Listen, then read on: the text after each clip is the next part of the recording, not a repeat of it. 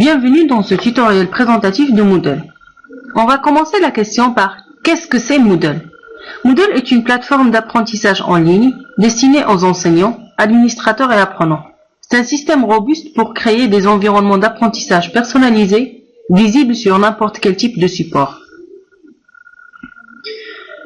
Dans ce tutoriel, on va voir quelles sont les ressources que l'on peut déposer à l'attention des étudiants.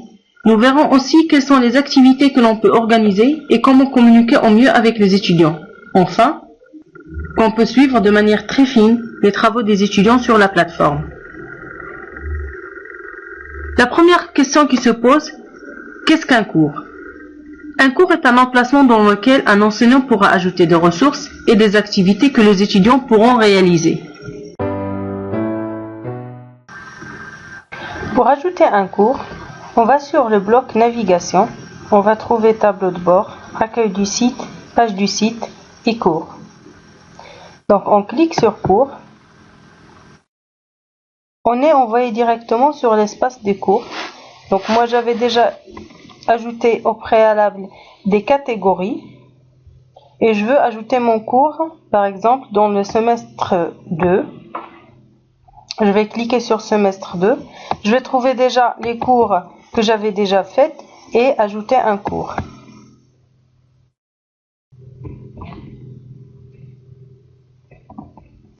Donc là, je suis sur l'espace d'ajouter un cours. Les informations générales, je vais écrire l'intitulé de mon cours, c'est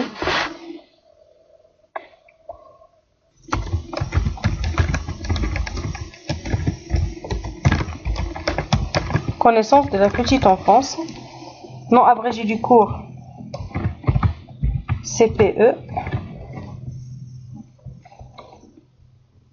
Catégorie du cours, c'est le semestre 2. Je vais ajouter une description du cours. Voilà.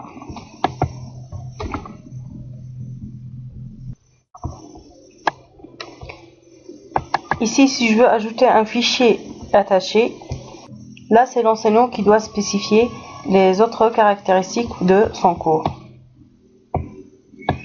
Puis,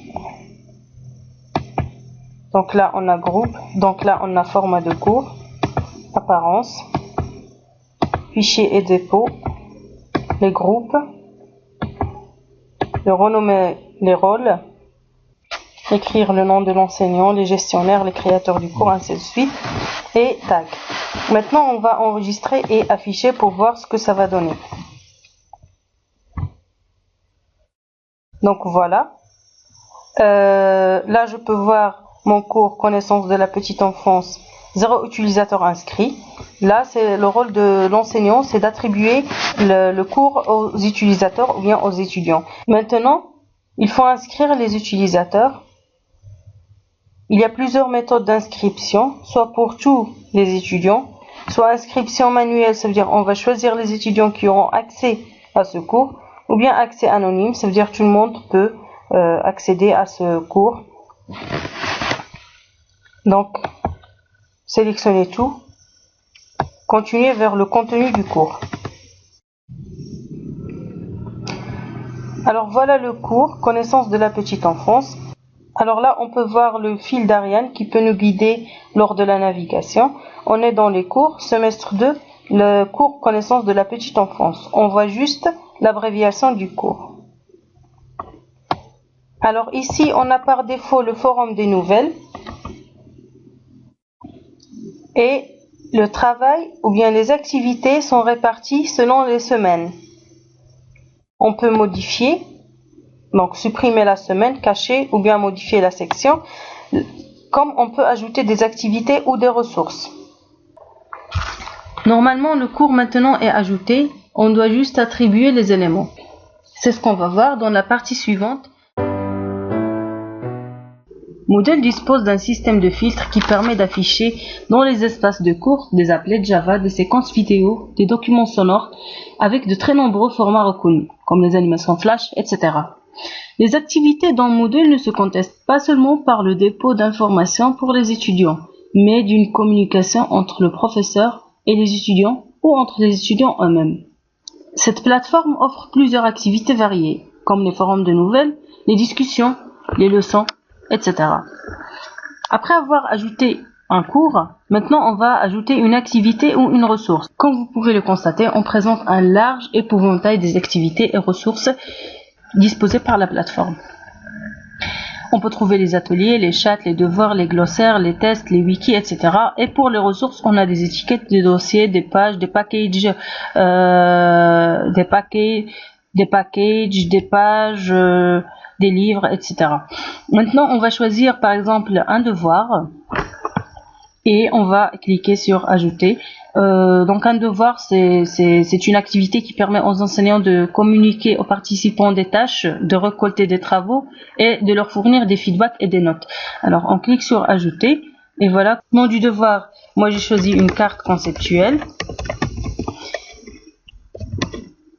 Et pour la description, je vais écrire la consigne, élaborer une carte conceptuelle autour de la psychologie à partir des documents mis à votre disposition.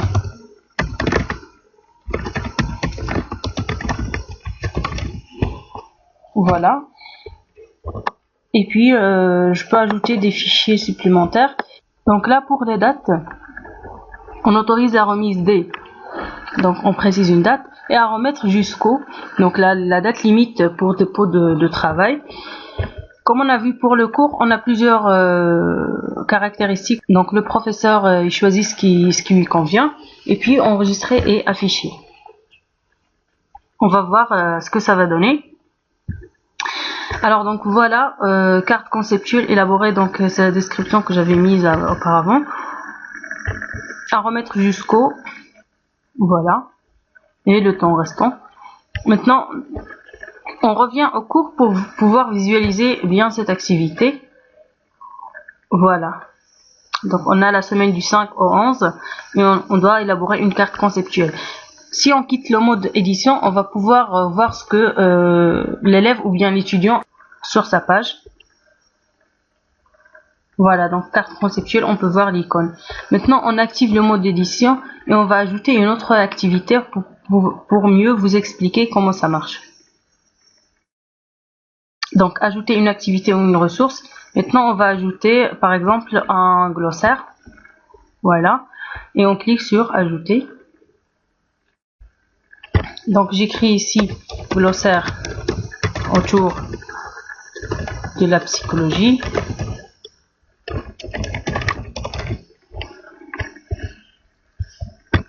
Par exemple, ici, 4 termes pour chaque étudiant.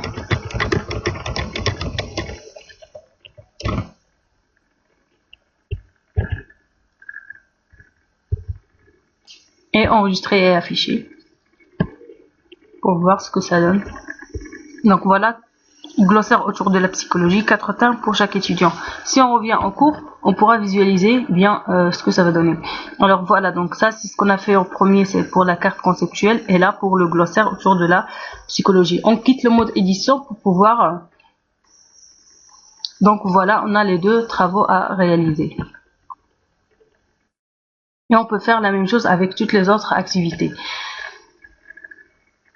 On réactive encore une fois le mode d'édition. J'ai ajouté auparavant des activités. Maintenant, je vais ajouter une ressource. Donc, je vais choisir un dossier. Ajouter.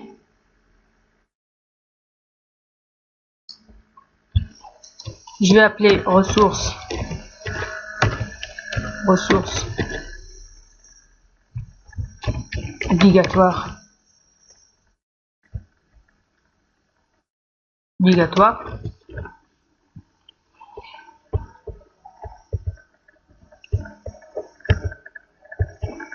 Et là, je peux ajouter les fichiers attribués à attribuer.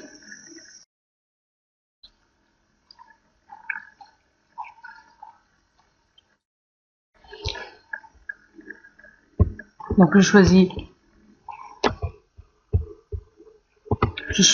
le fichier qui me convient et puis ajouter, déposer ce fichier. Voilà, donc j'ai mon PDF ici. enregistrer et afficher. On va voir ce que ça donne. Donc voilà, ressources obligatoires, et on a le fichier PDF qu'on a ajouté. On fait un retour au cours, et voilà qu'on trouve les ressources obligatoires. On quitte le mode édition. Voilà, donc ressources obligatoires, et on trouve ici le PDF ajouté. Donc voilà en ce qui concerne les activités et les ressources. Maintenant, on passe à comment communiquer avec les étudiants. Les activités dans Moodle ne se contestent pas seulement par le dépôt d'informations pour les étudiants, mais d'une communication entre le professeur et les étudiants, ou entre les étudiants eux-mêmes. On peut utiliser la messagerie de Moodle pour la communication individuelle, mais l'outil principal reste le forum, soit pour transmettre des messages aux étudiants, c'est un lieu d'échange autour du cours, ou pour réaliser une activité pédagogique collective. Le forum des nouvelles activités est utilisé par le secrétariat pédagogique ou par les enseignants pour diffuser un message à toute la promotion ou un groupe spécifique. Mais il n'y a pas de réponse, donc pas d'échange. Alors on peut dire que les forums sont très efficaces pour la diffusion de l'information et permettent une structuration et mémorisation des échanges. Et c'est une autre forme de relation avec les étudiants. On procède à la même façon qu'on a fait tout à l'heure pour ajouter les ressources et les devoirs, pour ajouter un forum. Alors on active le mode d'édition. Et là on clique sur ajouter une activité. Et voilà, on choisit forum. Ajouter. Donc il permet aux participants de tenir des discussions asynchrones, c'est-à-dire ils ne nécessitent pas leur participation au même moment. Discussion autour du cours.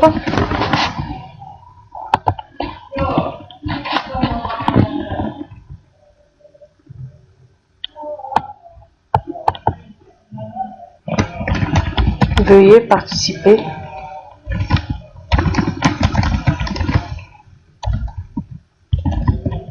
au forum. Donc, et la même chose qu'on a fait avec les ressources, on le fait pour le forum. Enregistrer et afficher. Donc voilà, le forum est ajouté avec succès. On clique pour visualiser. Voilà, donc ajouter une discussion.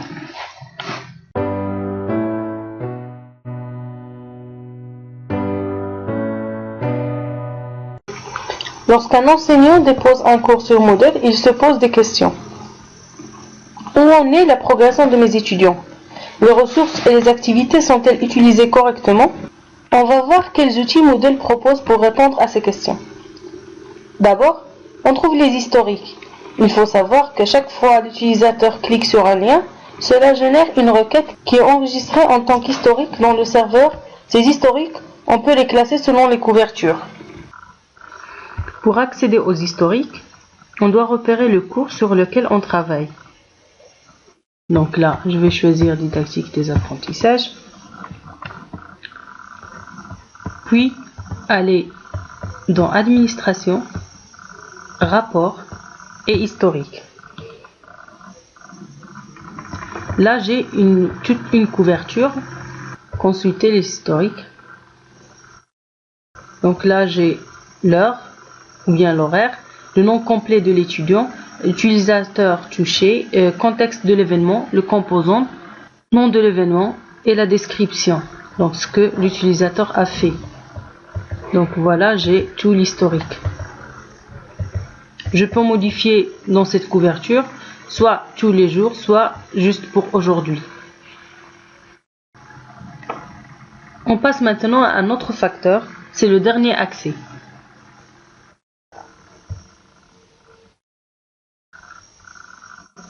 Toujours dans le cours, on va à participants. Et là, on a le dernier accès au cours.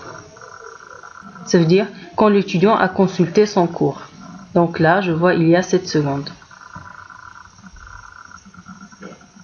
Donc ces deux facteurs sont les plus utilisés pour suivre les travaux des étudiants sur Moodle. En ce qui concerne la partie étudiant, sur la plateforme, chaque étudiant s'identifie avec un identifiant personnel et accède dans un environnement dans lequel il ne voit apparaître que les informations qui les concernent. Merci pour votre attention. À bientôt.